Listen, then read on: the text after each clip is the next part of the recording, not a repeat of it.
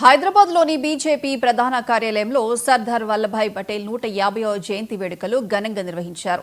ఈ కార్యక్రమంలో Telangana BJP chief Ramachandra Rao పాల్గొన్నారు. కాగా సర్దార్ వల్లభాయ్ పటేల్ 150వ జయంతిని పురస్కరించుకుని భారత ప్రభుత్వం ఏక్ భారత్ ఆత్మ నిర్భర్ భారత్ కార్యక్రమాన్ని అక్టోబర్ 6న ప్రారంభించింది.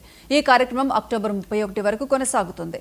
దీనిలో భాగంగా అధికారులు, ప్రజల భాగస్వామ్యంతో వివిధ కార్యక్రమాలు దేశవ్యాప్తంగా జరుగుతున్నాయి. ఢిల్లీలో కూడా ఈ కార్యక్రమంపై ప్రత్యేక కార్యక్రమం నిర్వహించారు.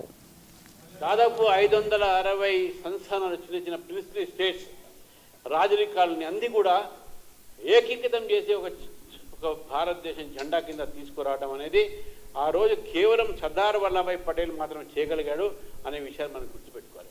ఉక్కు పాదంతోనే steel man of steel, man of iron steel అంటే మన ఐరన్ మ్యాన్ ఆఫ్ ఇండియా ఎవరైనంటే సర్దార్ వల్లభాయ్ పటేల్ అంటాం. అనేది ఆ ఉక్కు ఒక పాదంతో ఈరోజు అన్ని చిన్న రాష్ట్రాలు, మేము జూనాగఢ్, నిజాము, ఈ కాశ్మీర్ లాంటి ప్రాంతాలన్నీ కూడా ఆ రోజు మాకు వేరే దేశం కావాలి, మీ పాకిస్తాన్ కలుస్తామని చేసి ఆ కూసినటువంటి ప్రాంతాలను కూడా భారతదేశంలో భాగంగా చేసినటువంటి ఒక వ్యక్తి అంటే అది సర్దార్ వల్లభాయ్ పటేల్.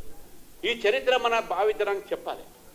ఈ చరిత్ర భావితరం అంటే ఒక హోమ్ మినిస్టర్గా ఉండి భారతదేశాన్ని మొత్తం ఇక్కడ ఉన్నటువంటి ఒక్కొక్క రాష్ట్రాన్ని ఒక్కొక్క చిన్న ప్రిన్సెస్ స్టేట్స్ని భారతదేశంలో భాగం చేస్తూ అటువంటి మహాన్మని ఈరోజు ఇతర రాజకీయ పార్టీలు మర్చిపోవచ్చు, కానీ ఈ భారతదేశం పట్ల ప్రేమ, మనకున్న దేశం పట్ల ఉన్న దేశభక్తి కేవలం భారతీయ జనతా పార్టీ ఉంది కాబట్టి సర్దార్ వల్లభాయ్ పటేల్ని ఎప్పుడు కూడా గుర్తు చేసుకోవాలి.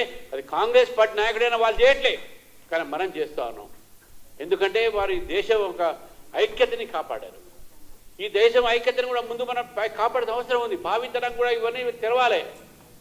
ఈరోజు భారతదేశంలో మనమైన ఎన్నో రకాలమైనటువంటి విదేశీయులు రకరకాలైన ప్రయత్నాలు చేస్తూ ఉన్నారు.